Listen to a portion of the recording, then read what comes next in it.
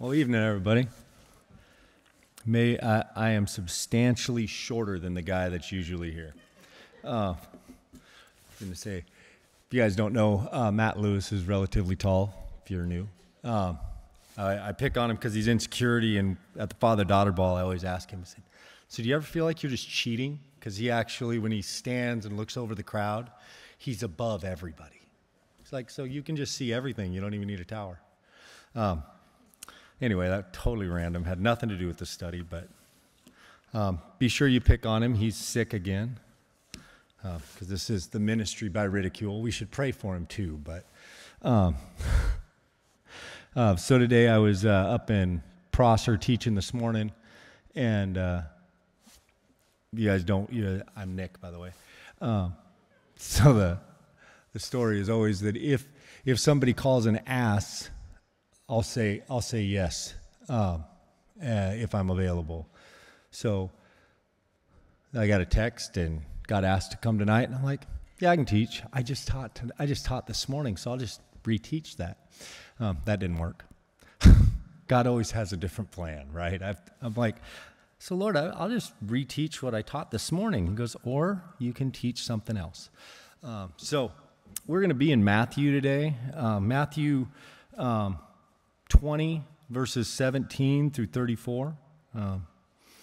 And we'll just open with some prayer. And Lord, I just thank you for everybody here. Lord, I thank you for a Sunday night. I thank you for the sun this morning and the rain this evening. And I know that as much as the rain isn't as nice as the sun, Lord, the ground likes it. And Lord, just as spring's happening, that you would just give the farmers what they need, and Lord, but that you would give us some sunshine and nice days as well.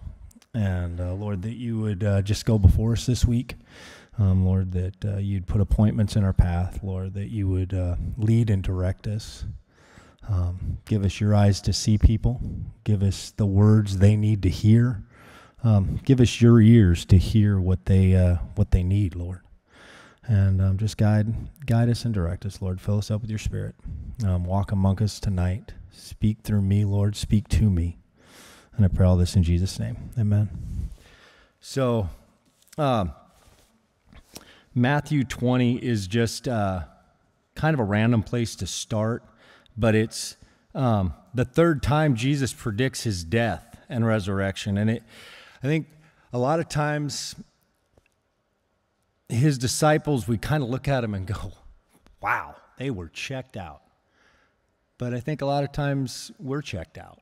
And this is kind of it's a message to me a lot. I mean, the way I teach is pretty much when I'm going through something, it's whatever God's speaking to my heart. And, as I'm going through it, but sometimes it'll sound like I'm beating people up, and usually the one that I'm beating up is myself, and you guys are just in the room. So if there's anything in here that is that sounds harsh, just know that he was speaking to me, and I'm just sharing it with you guys. And so but verse 17 starts, now Jesus, going up to Jerusalem, took the 12 disciples aside on the road and said to them, behold, we are going up to Jerusalem, and the Son of Man will be betrayed to the chief priests and to the scribes, and they will condemn him to death and deliver him to the Gentiles to mock, to scourge, and to crucify. And the third day he will rise again. Then the mother of Zebedee's sons came to him with her sons, kneeling down and asking something from him. And he said to her, what do you wish? She said to him, grant that these 2 sons of mine may sit, one on your right hand and the other on your left, in your kingdom.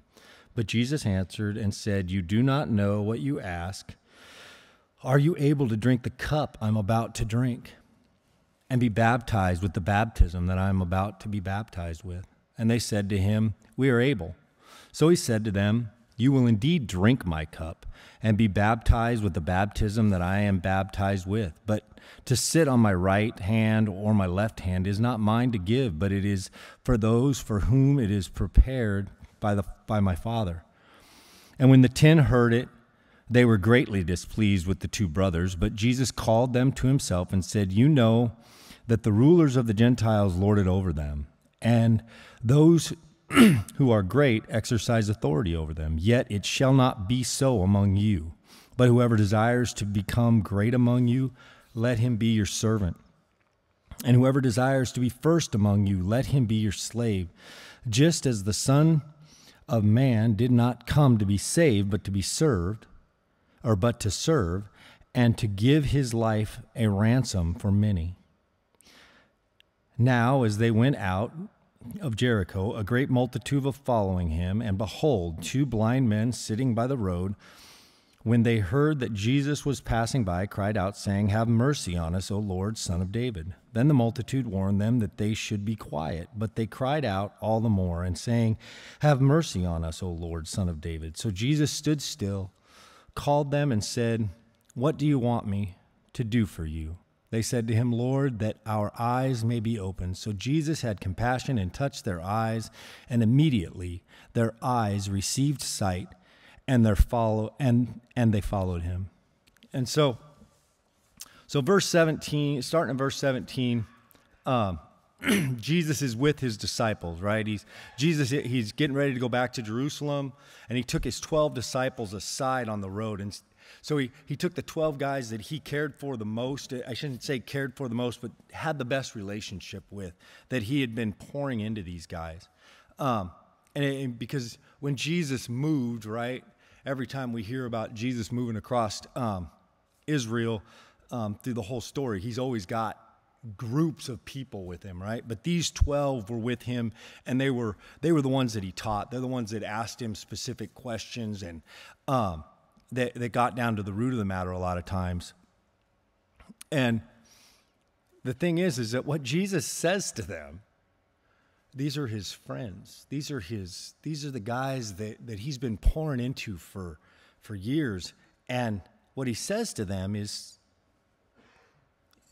it's in Hebrew, but for our case, it's in plain English. Verse 18 and 19, "Behold, we are going up to Jerusalem, and the Son of Man will be betrayed to the chief priests and to the scribes, and they will condemn him to death and deliver him to the Gentiles to mock and to scourge and to crucify. And on the third day he will rise again." Jesus wasn't saying maybe we're going to have some hard times. He wasn't saying we're going to go down and it'll be rough, but I'm going to win in the end. He said, "I'm going to die, and I'm going to die horribly." And if you guys, just to touch on it, the very next verse, John and James' mom says, "Hey, can my son sit with you?" They didn't hear a thing he said, right? Remember that Jesus, while he was on earth, was 100% man, and he was also 100% God.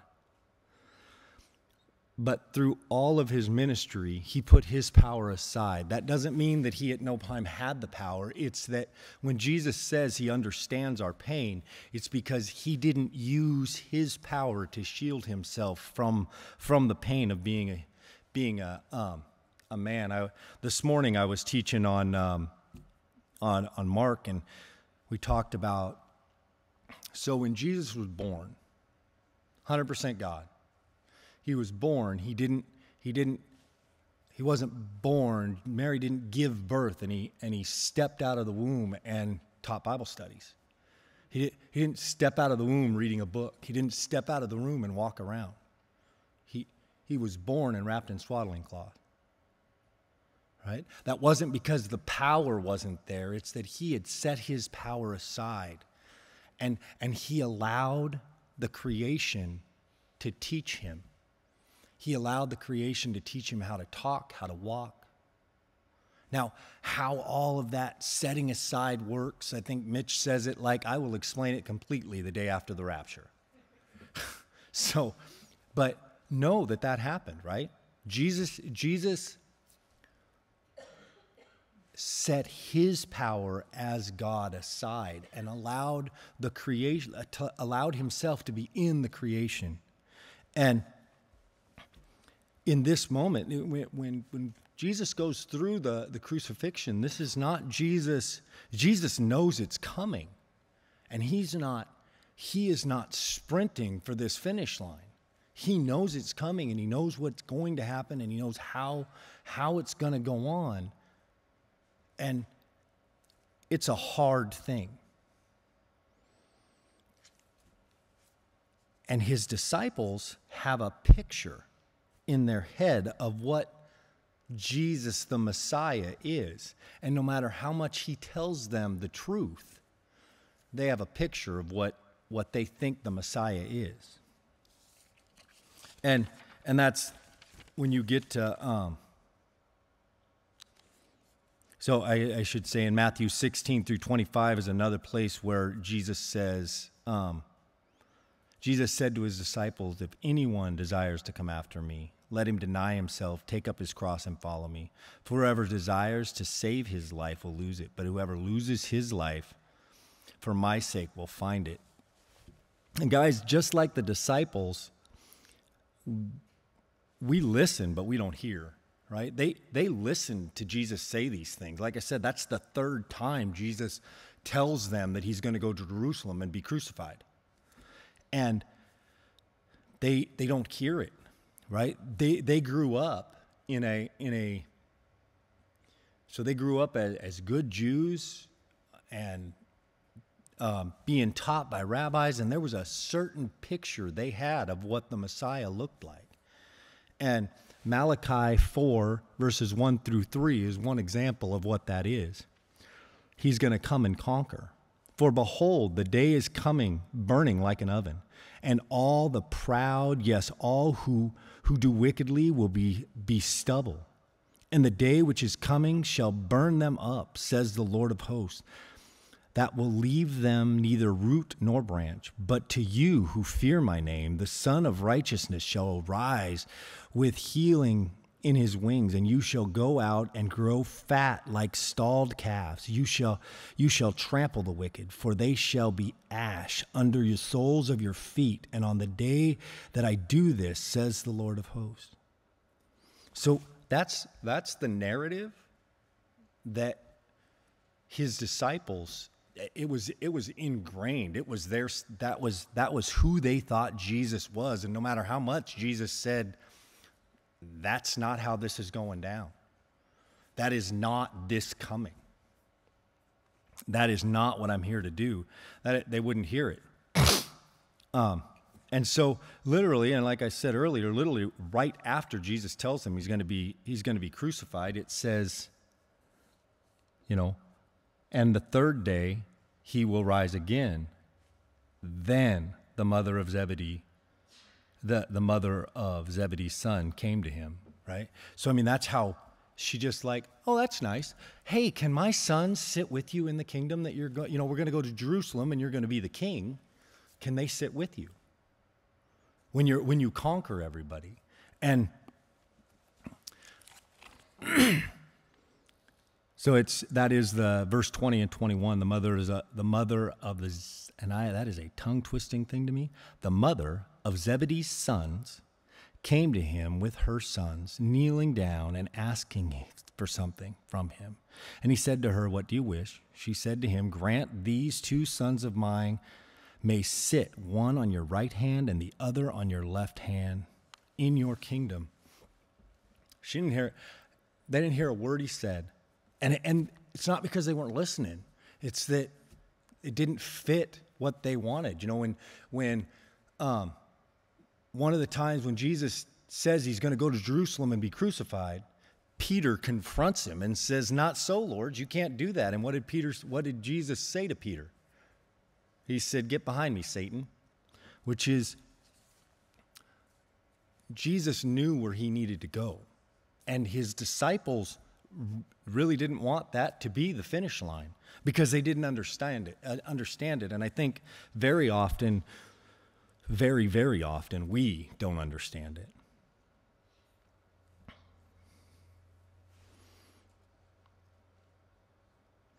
it. Like with her and with us very often, we look at this world and what we can get and have here. And Jesus at no time looked at this world and thought what he could have here. It comes down to that God, born of a virgin, was born in a manger, right? He was born in a feeding trough. Now, that is not, if I wrote the narrative, and maybe you guys would write it different, but if I wrote it, God's going to be like the three wise men that show up. There's going to be a fanfare. God on earth. Let's make this a big deal. And that's not how he came in, right? That we were just talking before service about the baptism of Christ and what that looks like. And guys, Jesus let John baptize him. And when he let John baptize him, it was so, he says, to permit that all righteousness be fulfilled. And Jesus was pointing out to everybody that he was willing to do whatever it took. That he was going to start at the bottom and let the world put him where he belongs, if that makes sense. Is he didn't proclaim that he was all that. He showed by his actions, by how he took care of people. But this is one of those, right? He didn't go to Jerusalem and kick down the door, and he could have. You guys got to remember that this was and is God. He could have walked into Jerusalem and said, I'm here, you're not, and that would have been it. If you got anybody, Christmas time, there's a book by Max Lucado that is not, it's a Max Lucado book, so it's fiction and all the things, but it is a description of what Gabriel and Michael at the birth of Jesus might have been feeling, right? Is that the angels, God's guard, God's protector, God's agents in this world, when God comes down and is in a feeding trough. Well, those same agents were there for the crucifixion, right? And I always picture it, and I can actually get a little emotional about it because I think about when I want to declare my rights, when I want to be, when I get a little bit frustrated with how I'm being treated or whatever. When Jesus got punched in the face, when he had a bag over his head and the Roman soldiers were punched him in the face, regardless of the fact that Jesus at any moment could have said, I am, you were, and that's it. All around him in that room was a host of angels that were watching their God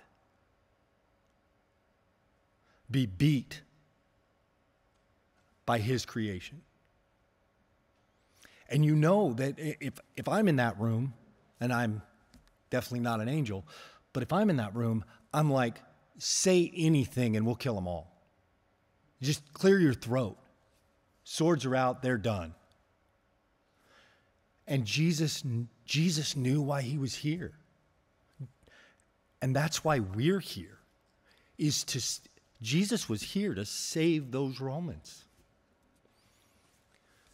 that were punching him. And so that's the reason he was here, the reason that he's going to be crucified. And the disciples continue to focus on this world. And very often I think that's what we do. That's when you get to verses 22 through 24, it says, and this is Jesus just going, hey, I think Jesus speaks to me a lot of times like this, but I know that with the disciples there had to be just complete fatherly patience with thick-headed, ununderstanding people, right? He has been teaching these guys for over 2 years, and he just told them what the cup is. And then he says in verse 22, but Jesus answers and said, do you know what you ask? Or you do not know what you ask? Are you able to drink the cup I'm about to drink and be baptized with the baptism that I'm be baptized with? And they said to him, we're able. Did you not just, nothing, right? I mean, we get a little upset when we're worried about whether we're going to pay a bill or, oh no, the election went poorly, or, I mean, COVID, whatever the thing is. But I want to sit at the right hand of Jesus. You know, when I'm asking for Jesus to use me, guys, being used by Jesus is going to make us uncomfortable. It's going to be, and it's not going to be work in the sense of sweat of your brow work. It's usually really easy to do, just your flesh doesn't want anything to do with it. And, you know, I mean, later on you'll find out that many of these guys had a really easy job to do. Don't deny your Lord. Now, what that cost them and the work that was, we'll get into, but it was way harder. It didn't mean they had to do anything other than just not say anything.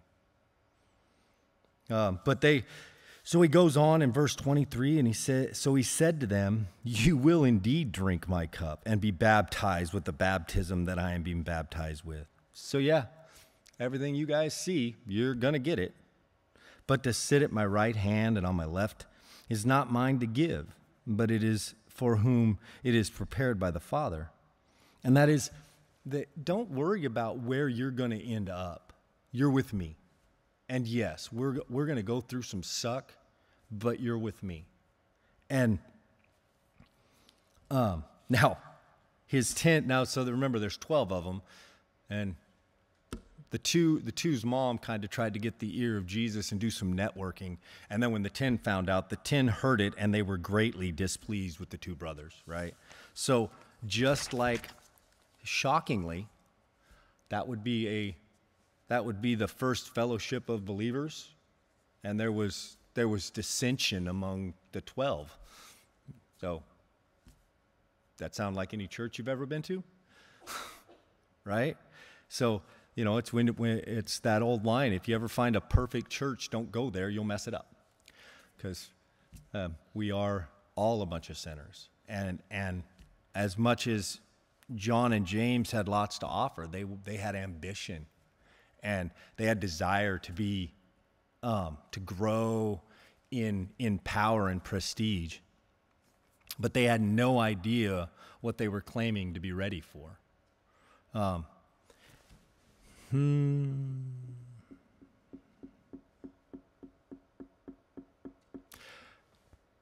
when I went to Uganda in 2019, we weren't talking about this, but it did come up. 2019 is about 3.5, 4 years ago. If you guys don't know my whole story, which I can share with you the rest of it, but I was a missionary in Uganda, came home 2019, was divorced February of 2020.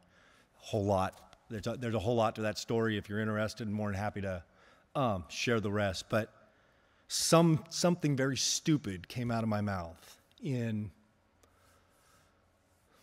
late June, early July of 2019.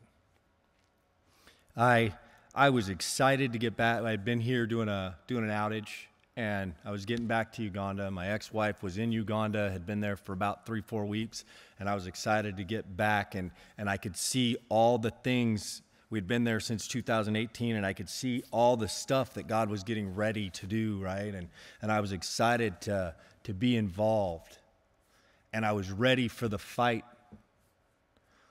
and I was not ready for the fight.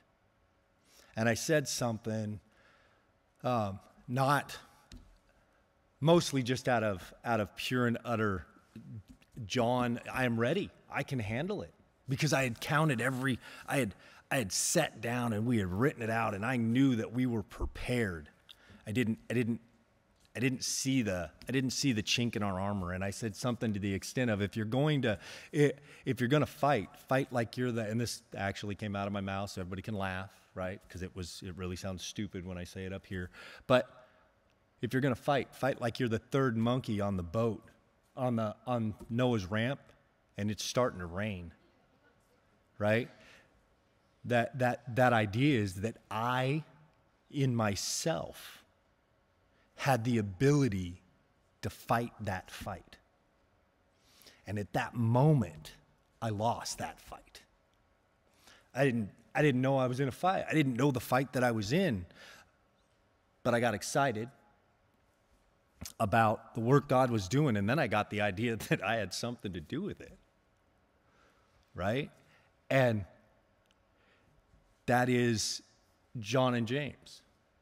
That is all the way through it. And you'll see they figured it out.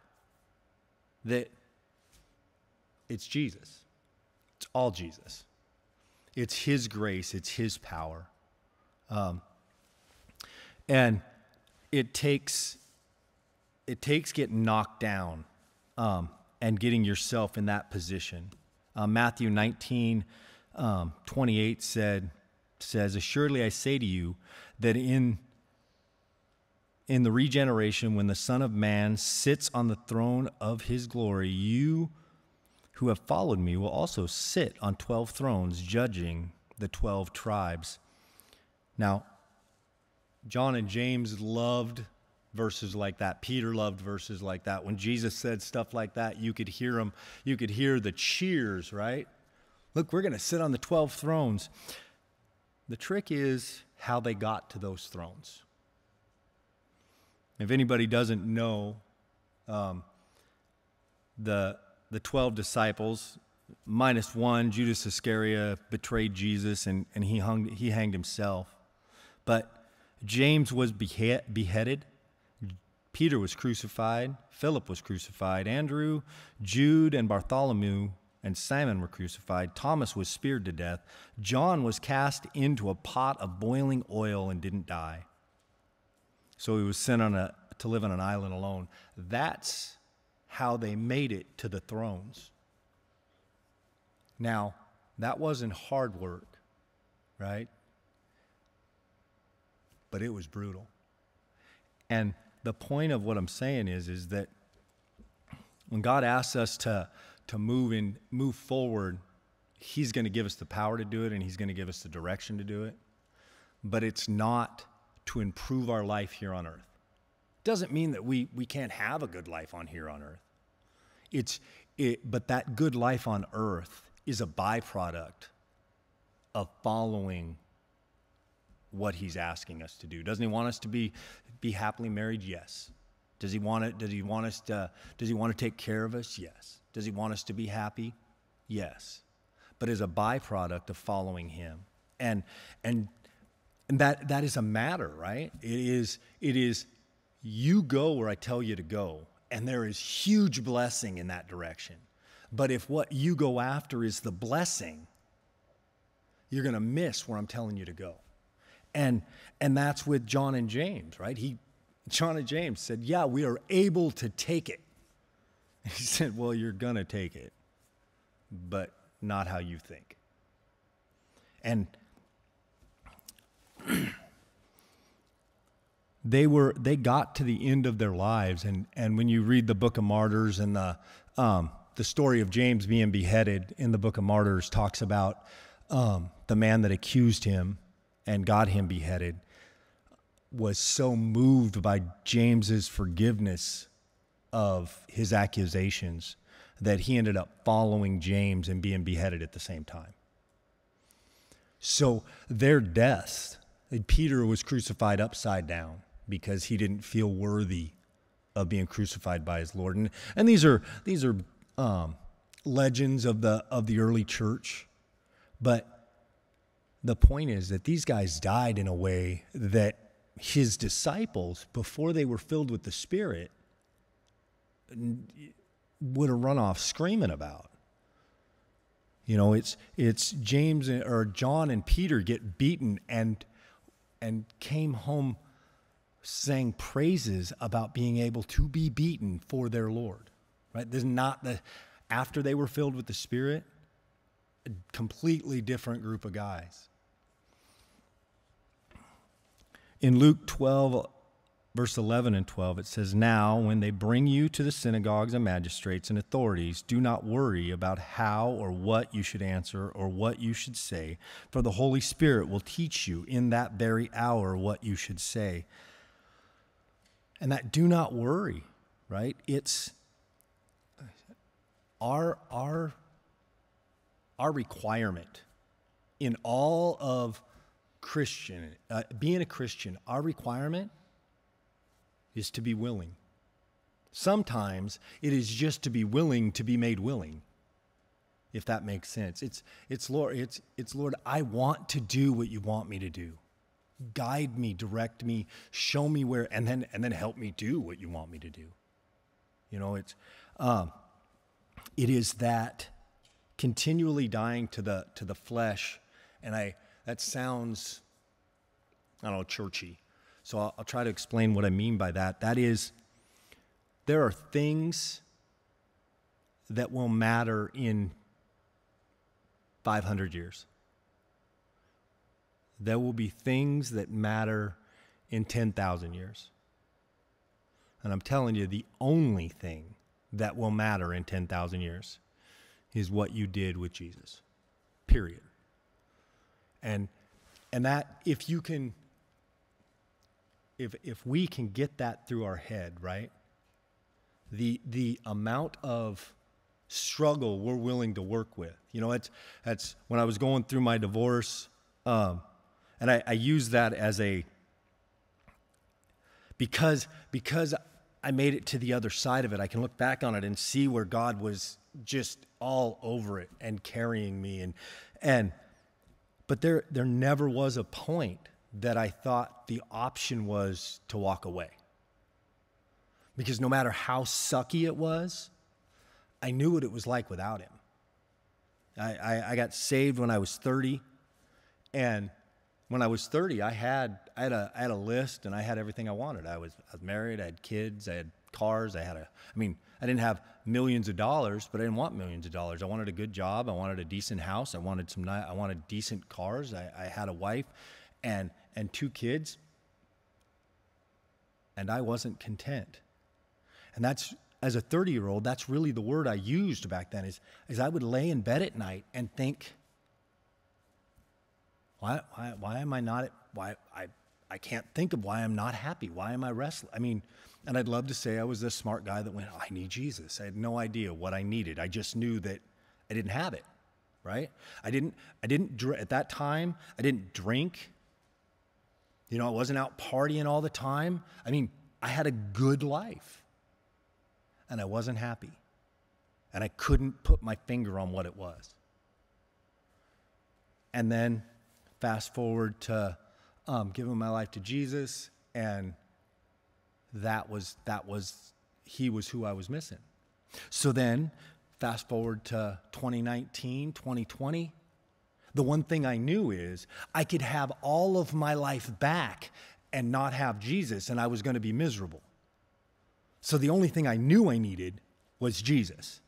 Now, I wanted all the other stuff, right? I wanted my life back. I wanted all that. I wanted to be comfortable and happy, but I knew that the one thing I had to keep was him, right? That wasn't a negotiable. And when we get there, when we figure that out, when we say, Lord, I don't know if I have a job next week, I don't know if I'm going to eat, I don't know any of those things, but I do know that I'm staying with you. That's it. And me and my wife now have this, and like I said, if you want to have questions, there's questions, but you can after. Me and my wife now, we talk about, my hand is always open, right? Which means I don't own anything on this planet. I give my wife to him, I give my kids to him, I give our cars and our stuff to him, and it's all his, whatever he wants to do with it, right? Because the moment I decide that I'm going to hold on to it, I've already lost it. And that's that giving up the stuff of this world. That's that dying to yourself, right? It's It's, Lord, I know I need you. And in this story, that is the thing that his disciples, they wanted Jesus for what Jesus was going to give them in this world. And Jesus is not, he's not willing to be your genie, right? He's not willing to be their genie. 1 John chapter 1, verses 5 through 7. This is the message which we have heard from him and declare to you, that God is light and in him is no darkness at all. If we say that we have fellowship with him and walk in darkness, we lie and do not practice the truth. But if we walk in the light as he is in the light, we have fellowship with one another, and the blood of Jesus Christ, his Son, cleanses us from all sin.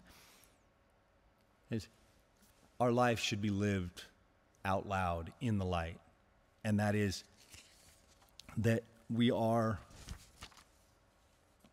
all sinners that are broken, and we're going to need to ask for forgiveness from our friends and our family, from Jesus on a daily basis. That we're going to have pride and deception and all the things that well up in our heart. And when we walk in the light, that's just going, Lord, I can't do anything without you, right? I can't tie my shoes in the morning. And that sounds really funny, but truly, my life, I tell my daughters, and as time has went on and they've grown older and they actually somehow understand it. But the only good thing about Nick Adams, the only good thing about me is Jesus Christ. I don't mean that I was 30 years old and I'm 51 years old now, and he has put some good things in me. The only good thing about me is Jesus. If I walk away from Jesus today, I am worse than the day I got saved. And all that garbage, right? He saves me from myself every day. And Jesus, from the beginning of his ministry, was telling his guys this, that the world that we live in works backwards to the way that it should work. The strong are weak and the weak are strong. And in our world, the strong are the ones we're trying to be, and the weak aren't. You know, it's Jesus started from the bottom. I always tell people that Christianity is an upside down religion. It's why in America, I'm probably going to ruffle some feathers, in America, we have this thing. We're a Christian country, and we were founded on Christian morals. So you know what we can do? We can legislate you to be moral. That will never work, ever. We can give it a shot, and I'm not saying that defending all the things we can defend isn't important. It is. Just don't think you're going to change anybody. How Jesus changed the world was with 12 guys that understood they needed to serve people. If you look at how many people have watched the Jesus Revolution movie, okay, how did Chuck change the world? By going out and telling those hippies to clean up, or telling them to come in, right? And that's, he served people. You know, he washed their, I think I don't know if that's, we'll just call it part of the movie. That may be what happened. It may not. I don't know. But washing their feet at the entrance, right? That is a moment, you know. It's understanding our position, that we're supposed to care for the world around us. And that revival happens inside each and every one of us, right? That's that revival doesn't happen big picture, right? It's not, hey, let's do a revival tent meeting and everybody come and we'll have a revival. That is not how it happens. How it happens is people start having revivals in their heart and they all come together, right? Big things start to happen because God's doing a work. It's not something that man can muster up.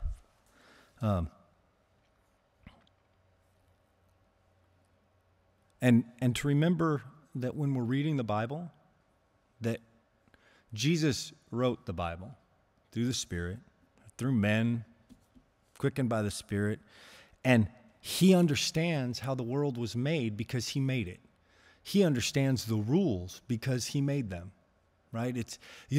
Einstein did not come up with things that God didn't know existed, right? Physicists aren't out there figuring out new things. They're all stuff God made and put in order. And the other thing that he did was he put his creation in order and how it's supposed to work.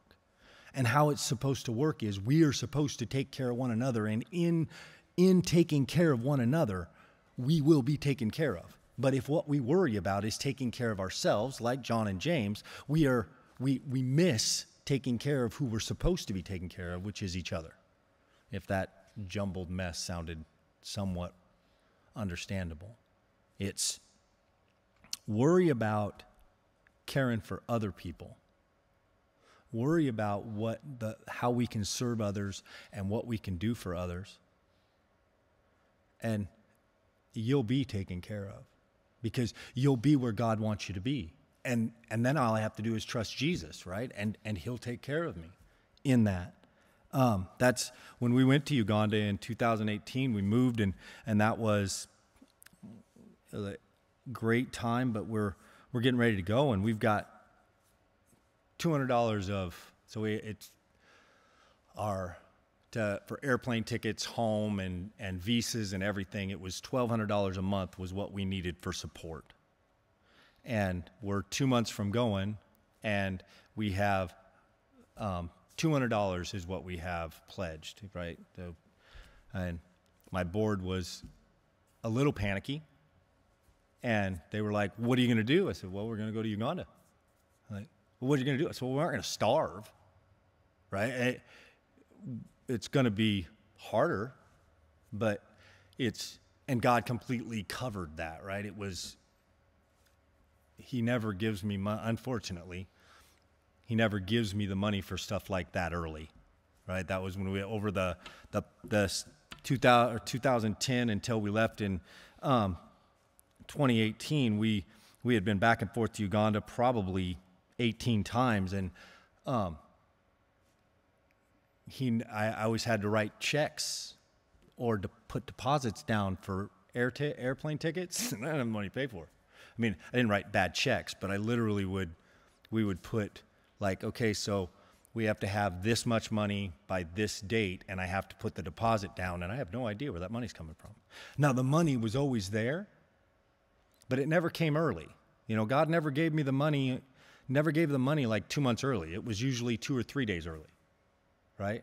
Some days, you know, one missionary group, not for us, but a lady that was coming from Alabama, when we got on the plane here, she didn't have the money for her plane ticket.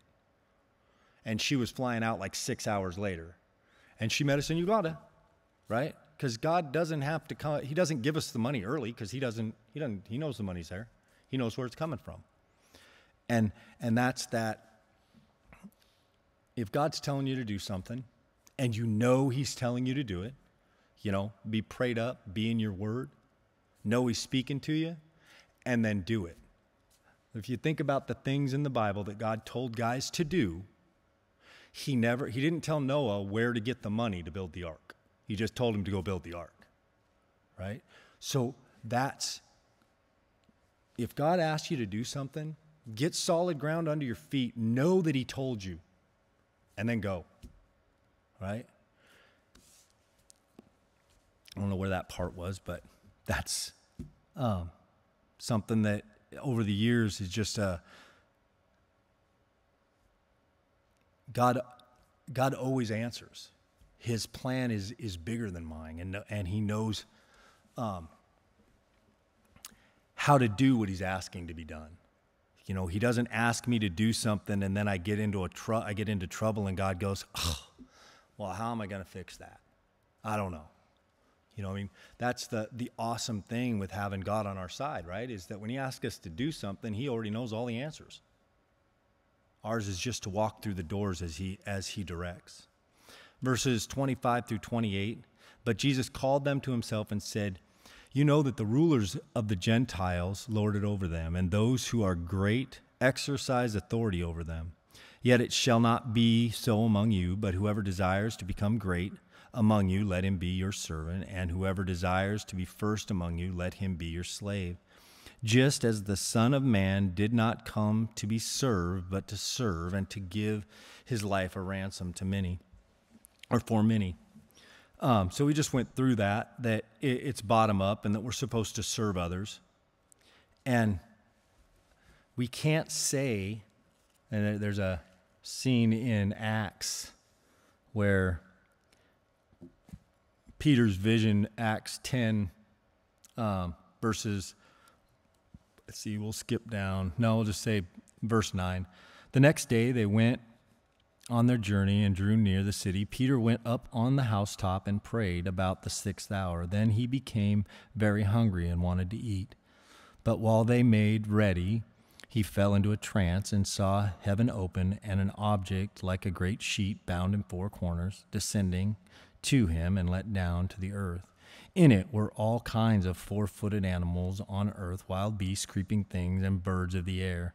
And a voice came to him, "Rise, Peter, kill and eat." But Peter said, "Not so, Lord, for I have never eaten anything common or unclean." And the voice spoke to him again and a second time, "What God has cleansed, you must not call common." This was done 3 times, and the object was taken up into heaven. And Peter is still Peter, "Not so, Lord." You guys put those words together. That's no, boss, right? So he's your Lord, and you just told him no. Oh, I will do everything you say. You're in charge of my life, except for that. Yeah, I won't do that. And what God is preparing Peter for is the very next scene. If you guys don't know, is that Cornelius sends an entourage to get him, and Cornelius is a Gentile, and Peter's going to go preach Jesus to Gentiles, and Peter's a good Jew. He isn't even allowed to go in a Gentile's house, but God is going to tell him to. And that's that. Be aware of what God's telling you to do, and be willing to do the things that the world may think look stupid. I mean, Chuck Smith, right? The scene in the church where the doors are open. They're going to be open 24 hours a day, and they swing both ways, which means if you don't like it, you can leave, right? And for a pastor at that time, that was a big deal. Right? That's Chuck. It's kind of just a moment, but at that time, so that's Chuck is it's not like Calvary Chapel, 1,200 people. This is a small congregation, and Chuck gets a salary, and he just told the people that pay his salary they can leave. And as easy as that sounds sitting up here, right? Chuck had to have that moment in his heart that he knew that Jesus was telling him to do this, right? That's not something you want to do on your own. That is my old statement was, the last place I want to be is in Uganda out of God's will. And also the last place I want to be is in America out of God's will, right? That where we want to be is in God's will. And that when we are in his will, we got to lay back and let him handle the problems. And that's and that goes, Colossians 3:23, when it says, "Do everything as unto the Lord and not to men." When we're at work and work stressful or difficult, what we can do every day, what the one thing that you can do every day, no matter how bad or hard your job is your best. And your best may not be good enough. Your best may be epic failure. But what you can do is your best. And then it's God's problem. Now, if you're trying to manipulate, lie, cheat, steal, come up with workarounds, and not do your best, well, that's all your problem. I always say God's a gentleman. He's like, "Okay, I'll be right here. When you're done, I'll be right here." And he's patient and he's loving, but our job is just to do our best. And like I said, I've had life that My best failed miserably. And that was God's problem. God knew I was going to fail miserably when he put me in that position. But maybe I was supposed to fail miserably so that someone could see what that looks like. Because remember, we're not here for us anymore. Unless you're in here and you don't know Jesus, if Jesus isn't your Lord, then this isn't a statement for you, and we can talk after. But if you have Jesus in your life, you gave your life to the Lord, the only reason you are here, the only reason, is to get others here. That's it. It's the only reason. Not to raise kids, not to have a good wife, not to do good at work. None of that. The reason you're here is to introduce others to Jesus. Because everything else you're going to do better in heaven. Everything else. Right? And so the one thing you will not get to do in heaven is tell other people about Jesus, because everybody there will know him. And so that's why it's important to keep our priorities right, and that byproduct, right? I get to have great daughters, and I get to love my grandkids, and all of that. I get that joy in my life as a byproduct of following the Lord. But if what I concentrate is the joy, I actually lose the joy because I'm no longer following the Lord, because I've got my eyes off of him. That's that open hand. When I gave my life to the Lord and I said, I will serve you, I will do what you say, when you say it, and how you say it. That's Jesus, I will follow you. Now, for his disciples, that got them killed. It got them banished. But the kingdom grew and grew. If you look at the eruption of when they were getting killed, and through that beginning few centuries is when the church was being persecuted, it was growing unstoppably. Because everybody that was a believer, right? They knew what they believed in, right? I always tell people that I would much rather, and actually one of my favorite prayers is, Lord, I do not want to act like a Christian. I want to be one. And what I mean by that is, Lord, I don't want to do what I'm supposed to do. I don't want to act like I'm supposed to act. Lord, I want you to change me from the inside out, and I want to say the things you want me to say. I want to do the things you want me to do when you want me to do them. And a lot of times, guys, that's just us being quiet with him and listening and being willing to do whatever it is he asks. And the thing is that, like, going to Africa, if God would have asked me to go to Africa the day I got saved, I would have run in the other direction. If he'd have asked me to sit up here years later, I'd have run in the other direction. He prepares us for everything he asks us to do, right? That's what I mean when I say that the disciples, when they got to the point of, you're either going to deny Christ or die, he had prepared them for that. And they were ready. He gave them the strength. We were talking before service about grace. He gave them the grace to withstand their flesh, basically, of, wanting to run the other way.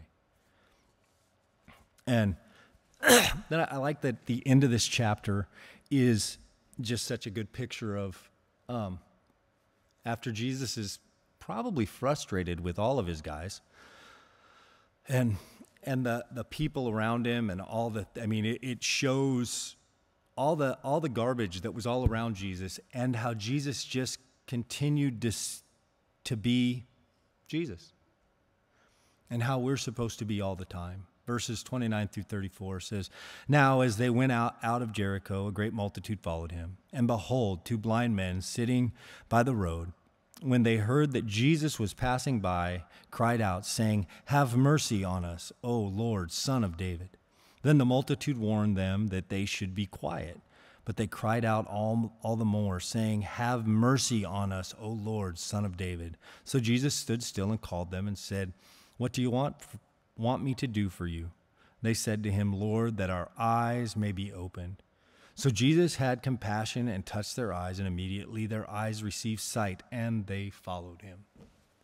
And guys, that's the organized church in America and in worldwide forever since the dawn of the word church, I think, has done this.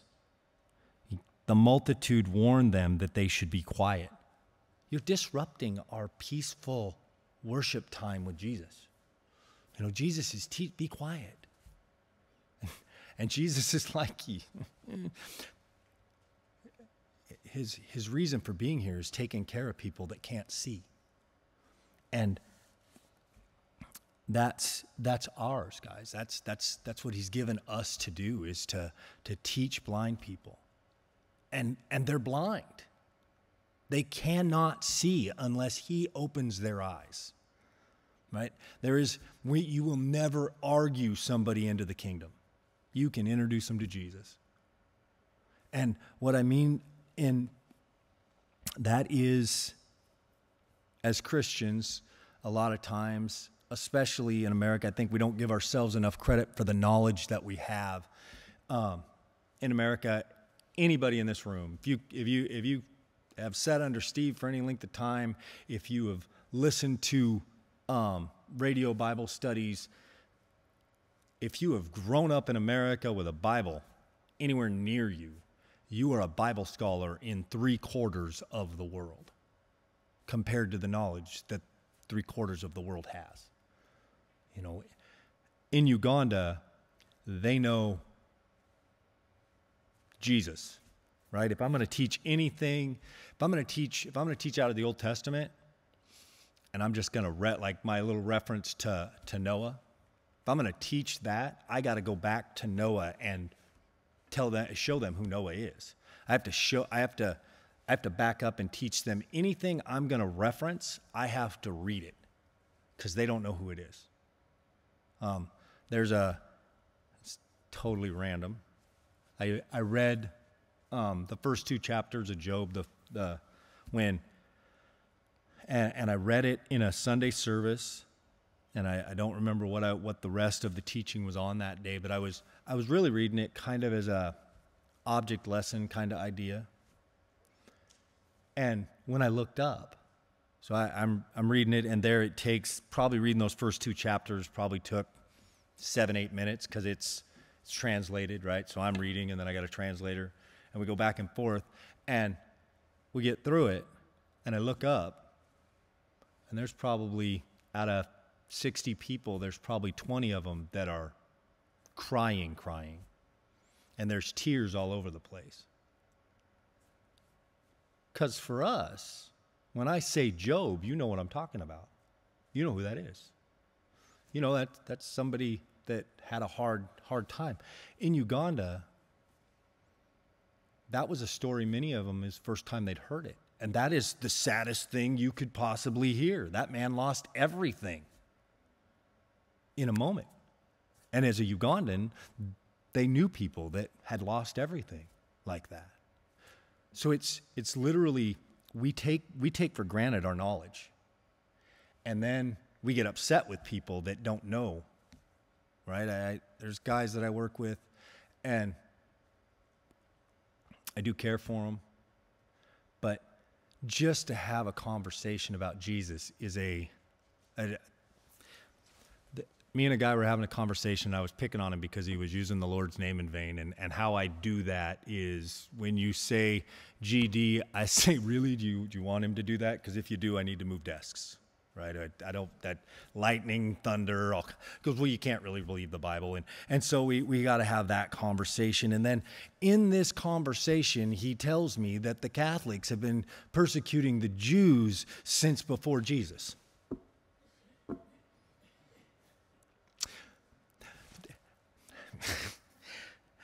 So you have no, I mean, I didn't say it like this. We had I actually got to spend some time to actually have a conversation and, explain to him what a Catholic is, what a Jew is. I got to have a conversation, but that's literally the knowledge base that is now showing up in America. And so when we're talking to people, no, they are that kind of blind, right? That as much as we're shifting into a different era, and that we are to be loving people and introducing them to Jesus, right? And showing them who he is, not just by our actions, but also by our words, right? We're supposed to be pouring life into them. We're to obey God's leading, right? And that's a verse I probably sneak into about every Bible study because it really is one that affected my life when I found it. Romans 6:16, do you not know that to whom you present yourselves slaves to obey, you are that one's slaves whom you obey, whether of sin leading to death or of obedience leading to righteousness. So when we're obedient, that's just following Jesus and doing what he asks us to do, right? And he's going to ask us to do things, and those things are going to be as simple as go talk to that person. There's going to be leadings of the Holy Spirit. Hey, you sitting in a study and somebody's talking about adoption and God puts it on your heart that he wants you to adopt, right? Or for me, going the first time 2008, I was sitting in a study and God, as loud a voice as you can hear in your head, said that I was going to go to Africa. So what I did, I didn't go get on a plane to Africa, but what I did was we filed for passports, right? Because I didn't know when we were going to Africa. I didn't know how we were going to Africa. But I knew that I couldn't go to Africa without a passport. So that was the first step. It's just being willing. If God asks you to do something, say yes. And actually say, Lord, if you ask me to do something, the answer is yes. Don't even ask him what that thing is yet. Make it a pre-decided yes to whatever he asks you to do. And Lord, I just thank you for everybody here. I thank you for this time, Lord. I thank you that your disciples were so much like us. And Lord, that you used them.